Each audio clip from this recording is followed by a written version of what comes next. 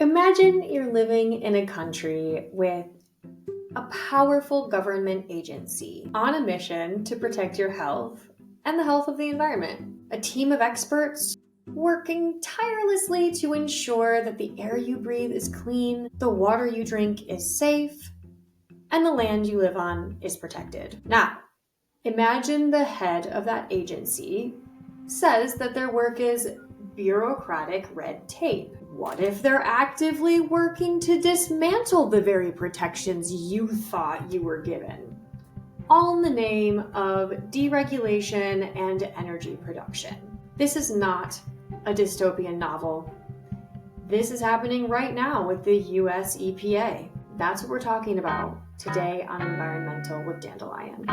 If this is your first time tuning in, then welcome. We are your hosts and the co-founders of Dandelion Branding, Ob and Court. We're on a mission to make noise for purpose-driven brands and to push sustainability into mainstream conversations.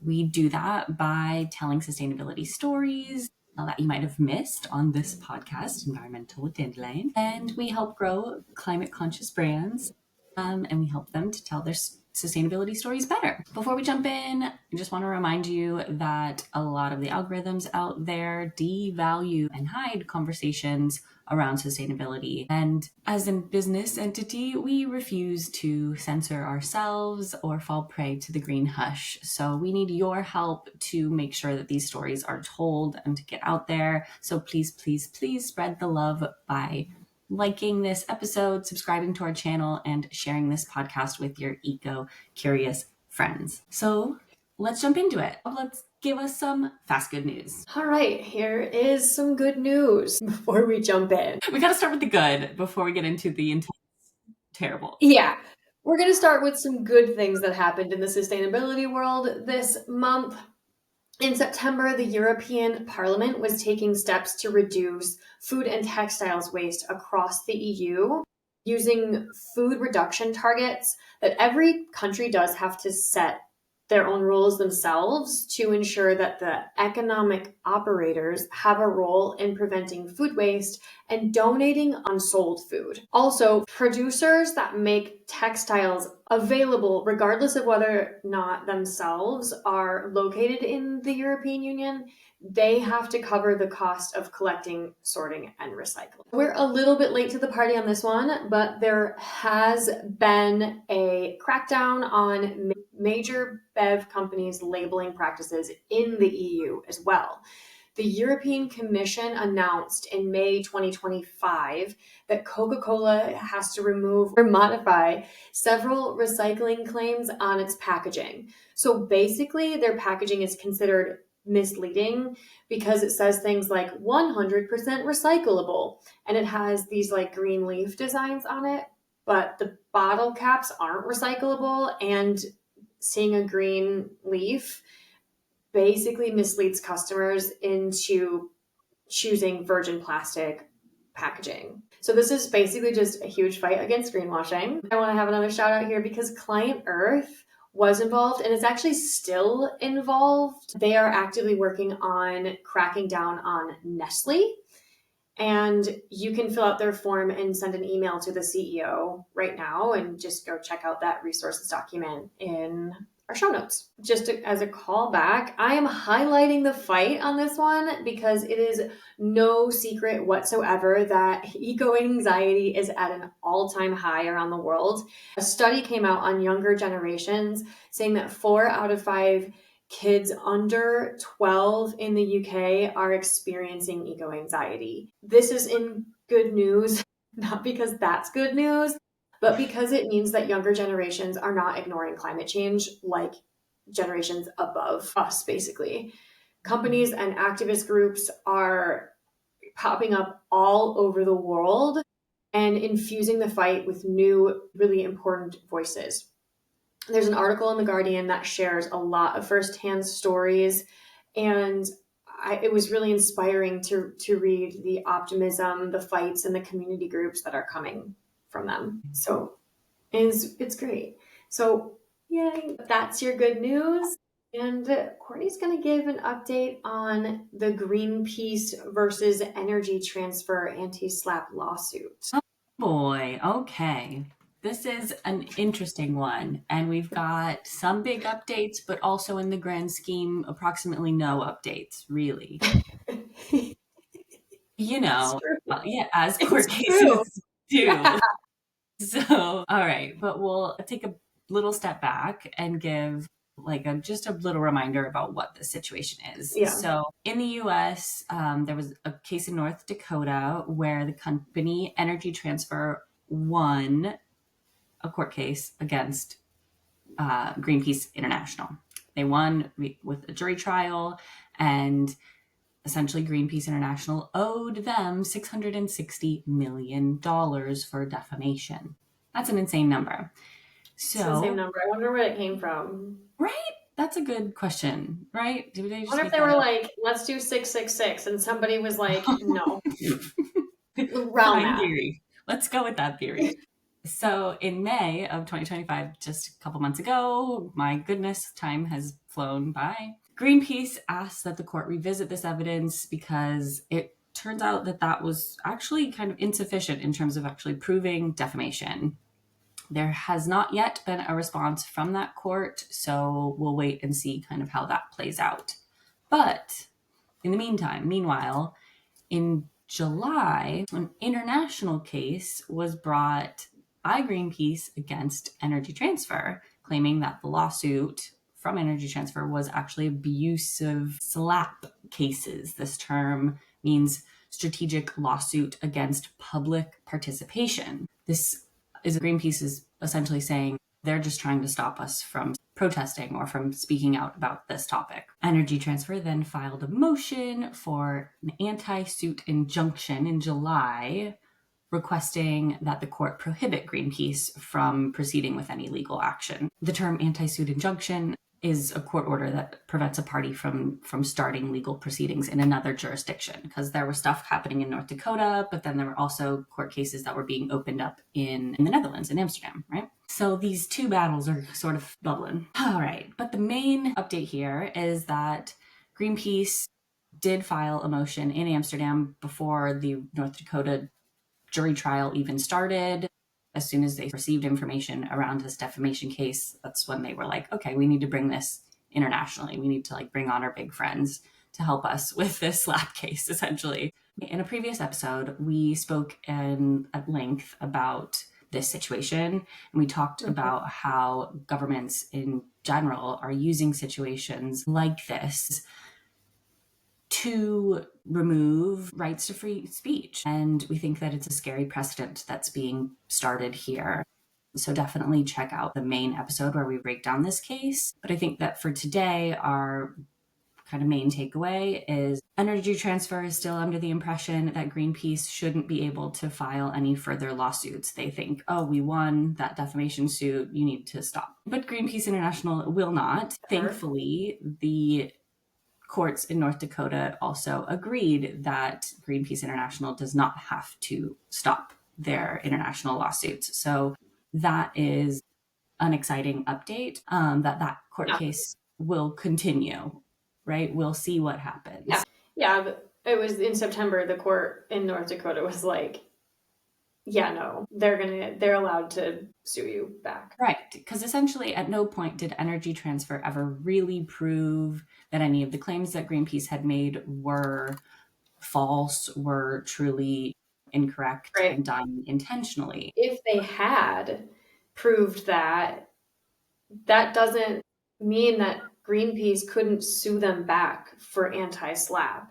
But North Dakota doesn't cover anti-SLAPP cases. So Greenpeace had to take it to a place that does. And they're an international company based in the Netherlands who is at the forefront of the anti-SLAPP laws in the EU. Hell yeah, I think that's a great move. Yeah, no, that's right. Okay, because Energy Transfer also made a bunch of claims about Greenpeace and that organization definitely made some big, bold statements around how, big and bad Greenpeace International is. So absolutely, I think it's completely justified. And I'm really thankful that North Dakota court made this decision. So we'll see what happens. That is a bit of the update. We've got definitely a bunch of links with more details about that case in the description. Yeah. It's an intense one. This episode is going to be very legal heavy. And now Ob's going to talk to us about what the hell is happening with the EPA in the United States. Yo. Are we ready for this? I'm not ready for this. No. When I was preparing this episode last week, I literally read through all of the press releases from the EPA and afterwards was like, I need a drink. It drove you to drink. I did. So I'm not ready, but here we go. It's been filtering in since the beginning of this administration. And we've mentioned like little bits and pieces in previous episodes, but we haven't covered it all together. Watching each piece of news come out, it keeps your heart raw. But I read this article in The Guardian where the new EPA administrator Lee Zeldin is quoted as saying that the greenhouse gas reporting program is nothing more than bureaucratic red tape that does nothing to improve air quality. And I was livid after hearing that, as you should be too, listener, because basically that means that the EPA has all but decided that they will stop mandatory reporting of greenhouse gases because it is bad for businesses. What? Like, what? Yeah. And I know, like, as Courtney noted before this, like, this is a strategy of the current administration that, like, things will just keep coming out. They'll just keep using different words. They'll keep you really distracted. Mm-hmm. And you can't have bad numbers if you have no numbers, and you, like, if there's no science. Like, what world are we living in right now? What is this? It's nuts. It is completely nuts. But no, I think that is, I think, one of the most just heartbreaking things that I'm watching right now is the removal of a lot of these kind of data collection organizations, these, previously government funded orgs that were collecting data on public health, on environmental health, on safety, on, food safety, all of these things being defunded. You can't show that you're doing a good or bad job. Like, you can just fake, and just tell everyone everything's working out just fine when you have no actual data. It makes me so fucking mad. Okay. It's crazy. Yeah. It's a fight against, it's sort of an anti-intellectual movement, in my opinion. But yes. It's like the burning of the Library of Alexandria. It is. A return to the Dark Ages here. A little bit. Yes. You're not wrong. Yeah. Yeah. It is strange indeed. And I think we need to remind folks the importance of what the EPA does. Yeah, because also to note that, like, we're talking about the EPA here because this podcast is called EnvironMental with Dandelion, and we talk about sustainability and share sustainability stories. But this is happening throughout every part of the US government. So what we talk about here, like, copy paste throughout the entire playbook, for sure. Yeah, absolutely. Whole thing. Right. Yeah. So the EPA is the Environmental Protection Agency. They are a US government agency whose website literally says the mission of the EPA is to protect human health and the environment. And the first thing listed in there is to ensure that Americans have clean air, land, and water. According to them, the EPA makes and enforces regulations, offers grants, studies environmental issues, sponsors environmental partnerships, teaches people about the environment, and publishes information and findings of their studies. So when the head of the agency says things like reporting on emissions doesn't do anything and decides to repeal their own previous judgments to help regulate GHGs, we get a little worried and honestly, I think a little pissed off. Right. That's their entire function. That's like their entire intended purpose. Yes.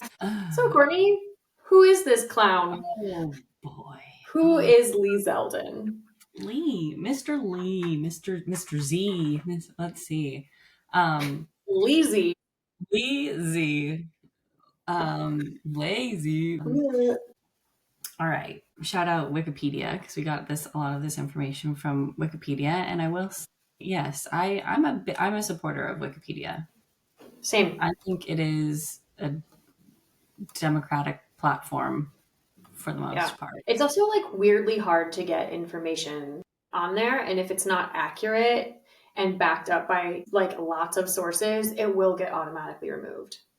Yeah, it is. I think it's stricter than people assume. I don't know. There's like an anti-Wikipedia movement that's happening right now that I've heard of, that people are just like defaulting to going to AI for all information. But like, anyway, AI uses Wikipedia, guys. FYI. All right. Right. So a lot of this information came from Wikipedia. Lee Zeldin is the 17th administrator of the EPA. He is an attorney, he's a politician, he was an Army intelligence officer, and who'da thunk, close friend of Trump. You know, all that resume sounds like he cares about environmental protection stuff. Yeah, that is just loaded with credentials for 17th administrator of the EPA. Right. I will say, yes, he has very few credentials for that actual job, with the exception of at one point in time being a part of the US House of Representatives Climate Solutions Caucus. So he was a member of that.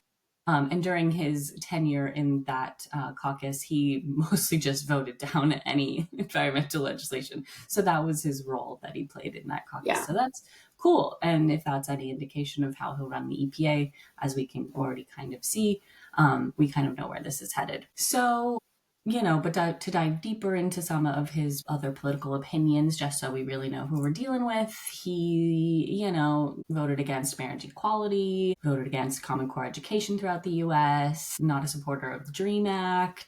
He is a supporter of major funding cuts to public transportation, defunding Planned Parenthood, and things like that. So do with that what you will. Mm-hmm. He cares about people. Yeah. So, you know, we can tell where his priorities lie. Mm-hmm. He definitely has a history of sort of a climate denier. He has at some points said that climate change is real. Yeah, I think he said that like the only time on record that I found that he actually said that was at his confirmation. Yeah. This year, where he was like, climate change is a real issue. Like, I think the head of the EPA like has to say that. It's possible. Mm-hmm. Yeah. He's also against joining the Paris Agreement, so like, does he really think it's a real issue? Right. Yeah. And so within the 2 months of him being the head of this organization, quote unquote, he reframed the purpose of the EPA towards deregulation and energy production in lieu of public health and environmental protections. End quote. That's where we're at. So yeah. Bob's going to give us a bit of a history of the last, 5 months? Oh, God. Yeah. He was confirmed in February. EPA is very busy, and I read all the headlines from 2025. There are more than 570 at the time of this recording. And they're not all bad. Like, they're not bad. There's still a lot of like super funds and some money going out, which we'll cover, but everywhere I read, there was energy dominance, AI, budget cuts to agendas, and this was a wild contrast with the last administration. Literally, it was like a wall went up, man, like pun intended there, because it was all climate justice, biofuel advancement, small business grants, super funds, and like clean heavy duty vehicles so that we could, transport lots of stuff without emitting greenhouse gases. Starting in February, shit started going crazy. And by crazy, I mean it like shut down. And that's got to do with these 5 pillars of Zeldin's EPA, which are totally different from that list I read out earlier of the things they actually do. So pillar 1 is clean air, land, and water for every American. The point of the EPA, but it's the only one that has anything to do with the environment, because pillar 2 is restoring Americans' energy dominance. Pillar 3 is permitting reform, cooperative federalism, and cross-agency partnership, which doesn't mean anything, by the way. It just means more permits. Pillar number 4 is making the United States the artificial intelligence capital of the world. AI is one of the most resource-heavy things on the planet right now, but okay. And pillar number 5 is protecting and bringing back American auto jobs. Cars, guys. Bringing back cars. Jesus. I guess these are the 5 pillars that we have our Environmental Protection Agency. So this is already a pretty long episode because of all the stuff we have to cover. But the one thing I really noticed that I don't want to make the list of here is that there were a ton of updates on grants and rights and justice and research that was happening and that just stopped. And then there was a full week of press releases from the EPA that was specifically dedicated to all of the Superfunds that need to be reviewed, i.e. stopped. And you start to see that later on too, that Superfunds are being removed or deleted. So that's something to just watch out for. And we added a few in here, but yeah, there's just very little research actually now, very little grants coming out, especially to small businesses. There's almost nothing in the entirety of this year, starting in February when the DEI leave and then termination happened. Within a month, in the EPA, 171 people were placed on administrative leave. And then by mid-March, the environmental justice and DEI arms, the whole ass arms of the EPA, were completely just deleted. They were just terminated. And at the same time, Zeldin was like, the Biden administration had $20 billion parked for partisan pet projects, which, by the way, were the biofuels, the climate justice, the grants to small businesses. And there were a lot of press releases about cutting these subscriptions and media connections. And there were a lot of budget cuts throughout the months and very little, if any, grants or funding being offered at all, which we've talked about in the past, just the great defunding of the government, including the national parks. That was part of this. Yes. So that was February, March of this year. Yeah. And then later on in March, there was this huge announcement, which was the shift towards deregulation.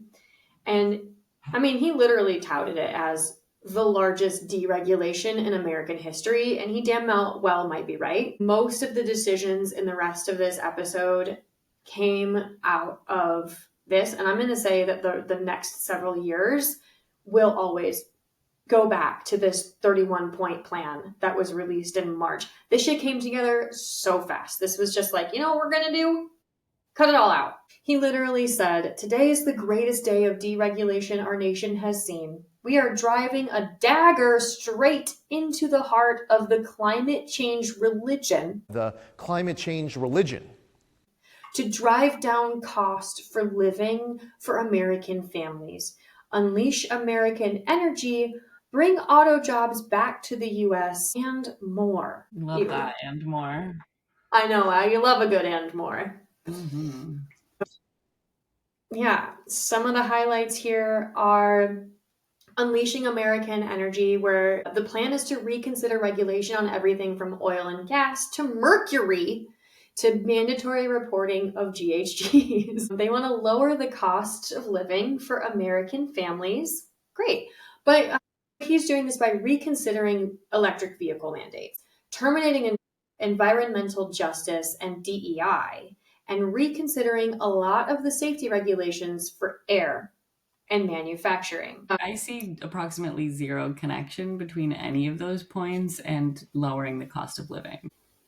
Our actions will lower the cost of living by making it more affordable to purchase a car, heat your home, and operate a business. Yeah. According to him, he says all Americans deserve to breathe clean air while pursuing the American dream. Under President Trump, we will ensure air quality standards for particulate matter are protective of human health and the environment while we unleash the golden age of American prosperity. Today, the Green New scam ends as the EPA does its part to usher in the golden age of American success. He said that shit with a straight face, man. Yeah, and then advancing cooperative federalism by ending the Good Partner Plan to give states more power. He also wants to, and has been, updating coal ash regulations and utilizing enforcement discretion, which basically just means we're getting rid of regulations and not enforcing any of our laws anymore. Did we really begin thinking that regulations were the issue here? Like at no point when left to their own devices, have the independent companies ever given a shit about anything in terms of health or safety. So we're just gonna leave it up to them, and then fingers crossed, hope for the best, blind eye, take no data, say it's all good.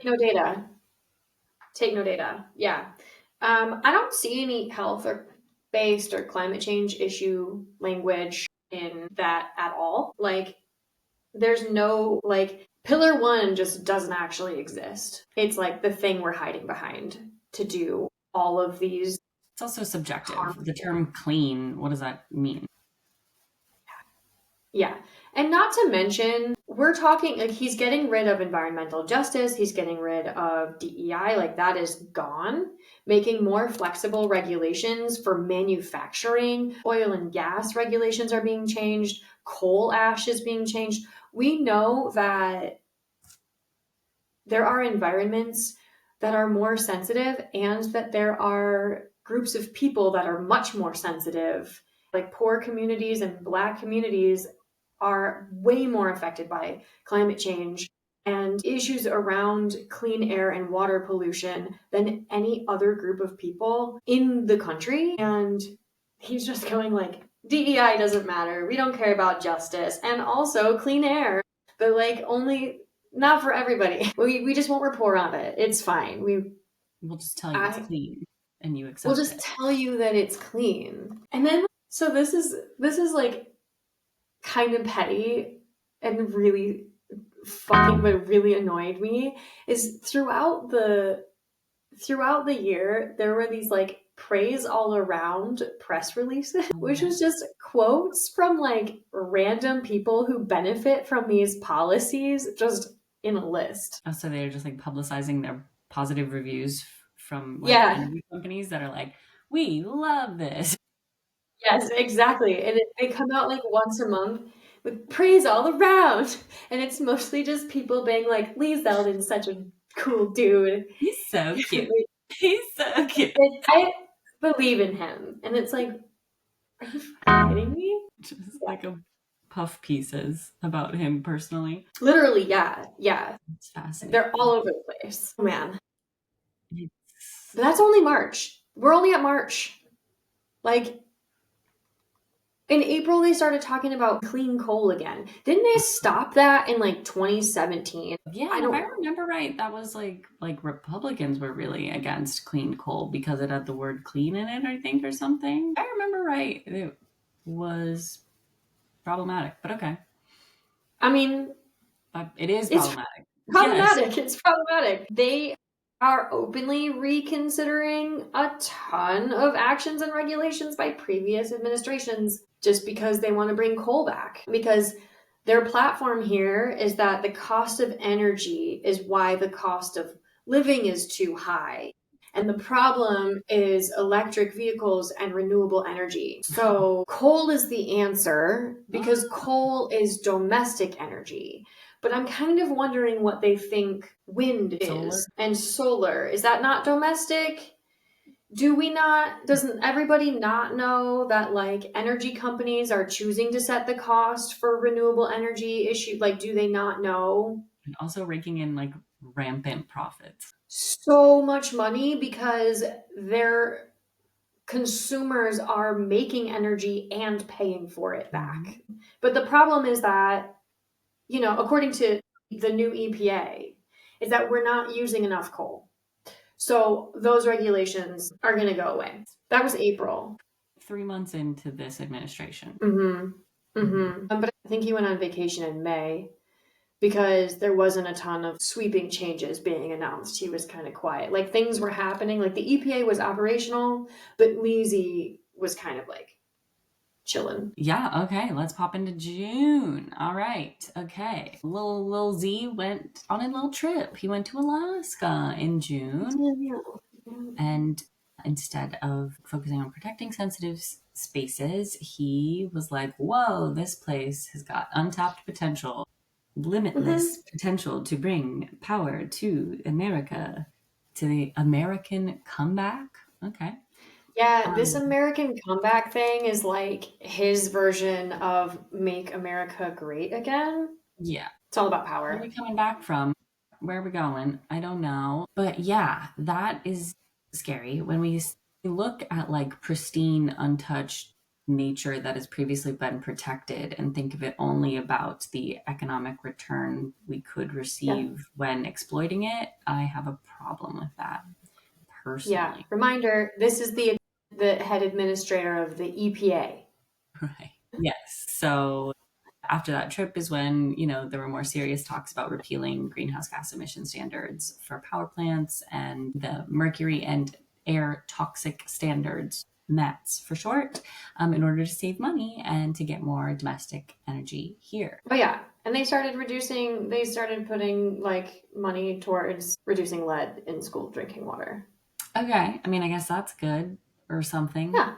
Why wasn't just like that? I just was like, let's have something good in here. There was a lot of information about that. And I think this was like the one thing that they actually saw some funding. This was like the first thing we really saw that was like funding happening was like reducing lead in school drinking water. Okay. Yeah, there shouldn't be any. Right? No, there shouldn't be. But I think we've talked about this in a previous episode where like pipes used to just be made out of lead before we like really knew. So there are a lot of places around the US that lead poisoning is a bad problem. Yeah, our infrastructure is so outdated and we've done nothing to try to address that on a large scale, really. So yeah, we're going to see that. And then they pretend to be the savior when they, put a little bit of funding towards reducing the lead. And it's like, okay, it's not, a systemic fix in any way, but here we go. Okay, we're in July now. July. Oh, wait, you're going to love this. Okay, I can't even say it with a straight face, bro. Okay. This was it's real. July press release, Make Gas Cans Great Again. That's right. It is written by an old-timey villain. Yeah. Okay, so the EPA was working on making gas cans safer because they cause air pollution. They cause air pollution. Okay. Yeah, because they can like leak, and then they leak gas into the air. Like okay. So new gas cans were released like many years ago. People were bitching about it because when you pour them out, it goes really slow because if you can pour gas slowly, lets off less fumes. Yeah, less off-gassing. Yeah. Yes. So there's just a whole ass press release about how we should stop doing that. How we need to go back to the old gas cans that let you inhale the fumes of the chemicals. Okay. Yeah. Yeah. That's the priority in July. That's the priority. Oh, the other priority was to rescind the 2009 endangerment finding, which was really big news because it's the foundation of a ton of the regulations that were put in place over the last 15 years. Because the finding says that human-caused climate change is dangerous to humans. That's basically the whole endangerment finding. And the EPA was like, oh, scientists agree that human-caused climate change is dangerous. And so they made it a clause and then built a bunch of regulations on it. And then this EPA was like, nah. That was way overrated. Nah. Yeah, they just were like, no. And the scientists around the world very much disagree. In the show notes, I put an article that had information from scientists being like, no. And the whole goal of repealing this is so that they can repeal all of the regulations stacked on top of it. All right, here we are. And now we are in August. Okay, new pipeline being built in New England. And, right, as we've already mentioned, of course, using petrochemicals is the only way to get rid of high energy costs, according to this EPA. All right, so they're going all in. They put out some information on safe battery storage for renewable energy in New York. Cool, but rather than being excited about that, Zeldin just demolished the project, basically said it was partisan, calling that initiative left-wing politicians trampling sensible energy policies to pursue short-sighted partisan goals. Any forward movement is taken as like a personal offense, it seems, to this man. Yeah, it was scathing. His speech was really mean. Really mean.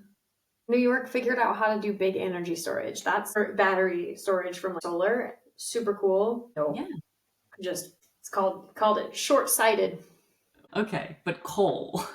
Okay. But hey, have you heard about coal? Let's talk about coal. Real innovative here. Right on, dude. Yeah, yep. Yeah. Yes. Okay. In August, people started, of course, the American people are still incredibly concerned about food costs, as we should well be. So that came on the radar again, with limited regulations placed on meat and poultry wastewater in order to try to make meat cheaper. Is that right? I guess so. Okay. I think somebody failed to point out the fact that like eggs got really expensive because a bunch of chickens died because they were sick. Because they live in their own shit and like it's dangerous. Right. In terrible conditions and aren't well cared for. Yeah. Mm-hmm. Yeah. I think regulations on wastewater that has touched raw meat are good.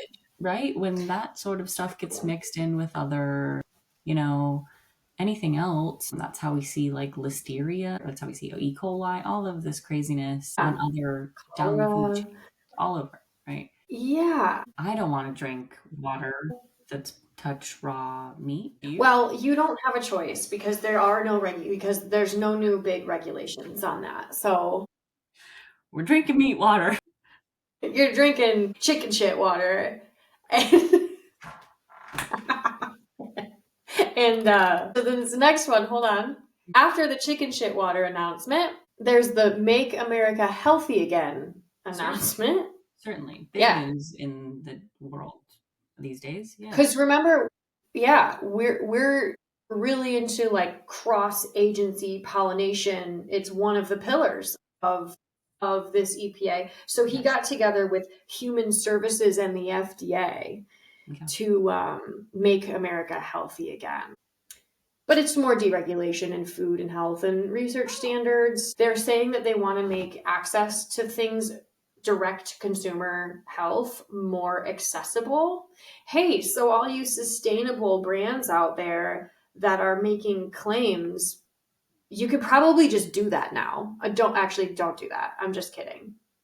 Don't take me seriously. Who's going to come for you? They need funding. Yeah, there's no funding in the FDA. So if you want to say that lavender cures anxiety, you probably can do that now. I mean, I'm like on the surface level, oh my God. Like, yeah, we do have issues with our food systems in America. We do have unhealthy, food additives and things that are not allowed in other countries. I think that means that we should put in place more regulations, right? But like, I don't know how could you? Where are we going? I mean, how could I? I'm the enemy. I mean, deregulation, I don't like putting the onus of protecting the consumer onto the business is never gonna work. It's never gonna work. That's not how capitalism works. And everyone knows that, dude. Like you can't argue with that. Like there's no evidence that like a company has ever done the right thing and forgot about profits in order. I'm not saying any company. Obviously, the good sustainable companies are not what I'm talking about here. But like large industrial companies are not, they're only making choices around maximum profit, lowest cost, right? Yes. Yeah. I want to just take a second to we started this episode with good news out of the EU and how they are putting more regulations on virgin plastics for Coca-Cola and textile wastes and wastewater, and also food waste in general. And then that feels like forward progress. And then this is happening in the Environmental Protection Agency in the USA. And it feels like one of the good guys just went bad. It feels like a hero's journey story arc, where your favorite character becomes an asshole and then you think all is lost and then you hope that in the end he's gonna turn it around and fix it. And I was like, I don't think we have that kind of hero in the world. Yeah, I don't know. I don't know if we've ever been that great at these things. I just think that prior administrations have maybe made it a bit more of a priority. I don't think that we've ever in America really aggressively tried to address any of these issues. No, that's very fair. That's fair. There's a lot of talk about it, but and honestly, I don't know if I can fully say that, Courtney, because I did read what the EPA was doing before this administration. And I was reading about more regulations. The regulations that we're talking about right now have all been within the past 15 years. Yeah. So who was president 15 years ago? I don't even know how to do that math. That would have been 2009. Yeah, 2010. Obama. So since the Obama administration, there has been a lot of change, especially in the EPA and environmental justice world. So I take that as positive. And yeah, America is a beast. And maybe we aren't that great at making these big standing regulations. That's also just very partisan. And what does a federal do? And what does a state do? All of those things. But this is very backwards movement. Yeah. It doesn't feel par for the course in American history to me. It feels like a new, very problematic thing. It feels like an attempt at a second industrial revolution or something, but without any of the learnings about how detrimental that was on human health and the environment, right? We're just trying to go back to that purely in terms of economic and industrial prosperity. We were growing. And when viewing the world purely economically, you're yeah, let's go back to that. And what was that? Oh, there was no regulation on environmental practices. There was no red tape, quote unquote, There was just free game, make your money, bubbies, go do your thing, boys. Yeah. Run the world. No protections on people who are sensitive in sensitive communities. Right. And I think that that's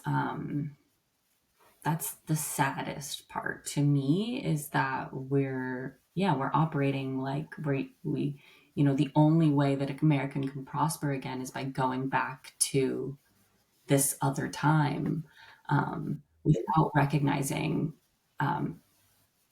how unsafe that time was, or just bad, we're just really looking at the past with these rose-colored glasses because it was economically prosperous, right? You know what I mean? I want America to economically prosper. Big fan. Cool, Yeah, but are we though?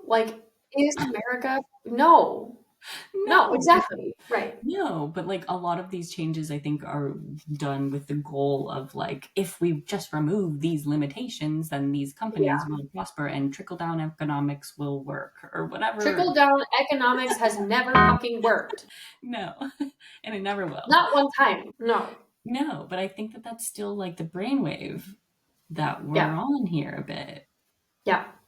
Yeah. I mean, you're right, because I like what you say about looking for a secondary industrial revolution. And I think that that's a big part of this EPA's pillar when they're talking about AI, because becoming a leader in AI, I don't know why the EPA has anything to do with American prosperity. They should be spending money, not trying to make it. But like, yo, okay. So the thing that when we're talking about like AI, it's so resource heavy. LeeZee knows it.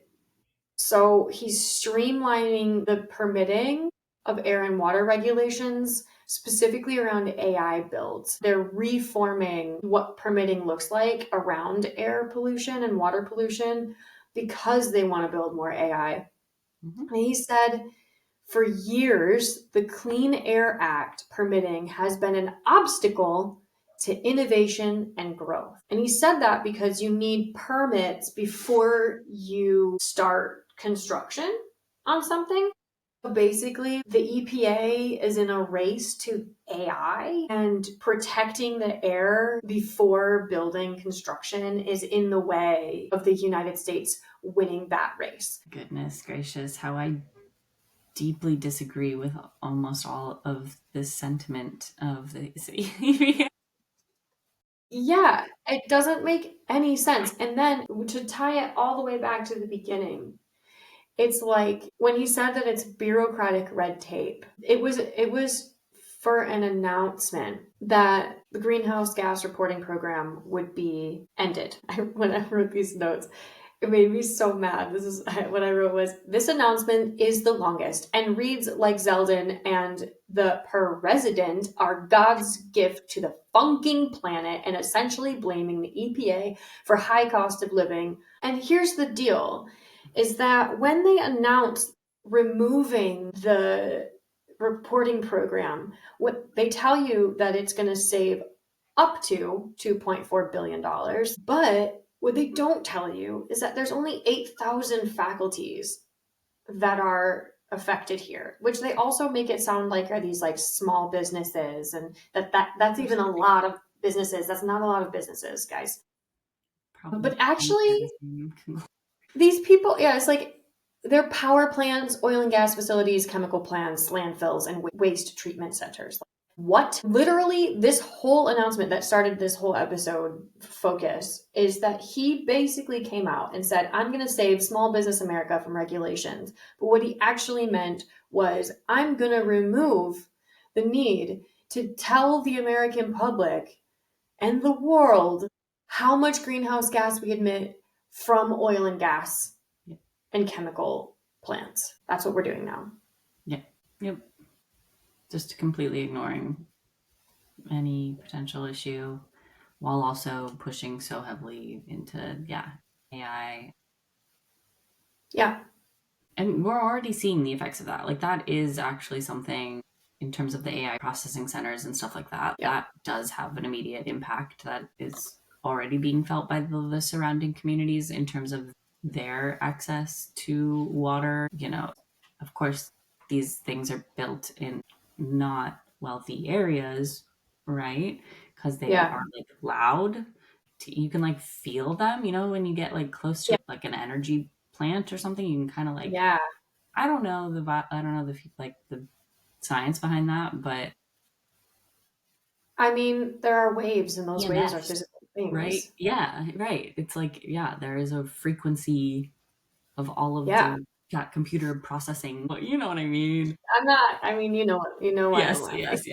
yes. But like, yes, this is happening, and now we have no one who's like concerned about looking into the side effects, right? Like, there is no one. No.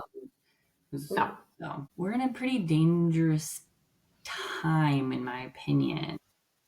Yeah, I agree. And this is like the first March, April, May, June, July, August, September. This is the first 7 months. 4 years. It's going to be a long 4 years. Yeah. Yes, it is. Yes, it is. But, you know, we are still full people, I would say, you and I, in which we do hope Yeah. that people will recognize this stuff. I don't know. Like, I think that when you start removing regulations, like there comes a point where people are going to be like, wait, like that's my creek that's now polluted. You know, like once it starts getting into Yeah. their backyard, you know, I think Yeah. that's really what will wake Americans up. And I don't think that we're tremendously far off from that. No. I mean, it's everybody's backyard. It is everybody, right? Well, the earth is everybody's backyard, sure, but you know what I Yeah. mean in terms of American Yeah. people actually carrying it. Yeah. It's like it needs to be in their literal backyard. Yeah, it sure does. And because of that, they never think about like world precedents. Americans go around and they go, I'm an American and everybody cares what America thinks because we're the richest country in the world. But not really. And like, even if there was, like we talked about in the ocean episode, that when governments like the US government makes choices based on economics over people, it sets these gross precedents in the world that allows other governments that are less developed to make those same choices because they can say, oh, well, they did it. You know, I find that terrifying. It is terrifying. This, you know, everything that we talked about in this episode today is a lot. It's a lot to handle. It is unfiltered, you know, it is perhaps not something everyone will agree on, but we think that that's important. It's happened before. Like this isn't the first time in history in which a country has tried to like deregulate things and then things fall apart. And it's, you know, it's easy to feel despair and to look at all of this information and decide that there's nothing that can be done. But I think that that's our goal, is to try to change that a little bit. Yeah. I mean, look, this is the world of the free and fair market. So even if the EPA is off the rails, like we don't have to make that choice. I think like you and I fully believe that businesses of every size are the fastest and most influential actors against climate change. That's why we do what we do.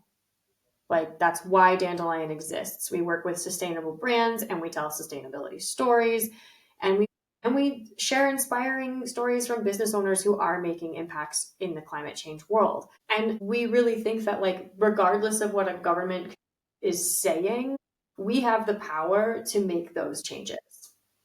Absolutely, absolutely. I really like you uses this term environmental rebellion, which I really appreciate and really, really like. I think that what our perspective is that, yeah, you should be supporting financially companies that you agree with and that are making positive movements in the world, you know, making stances that are things that you agree with, right? Like if you want to, you know, affect this administration or hit the head of the EPA where it hurts, then it's in the pocketbook, right? Like that's where we're at. So, you know, transitioning, making choices about what you choose to support your money, you know, researching potential boycotts, things like that.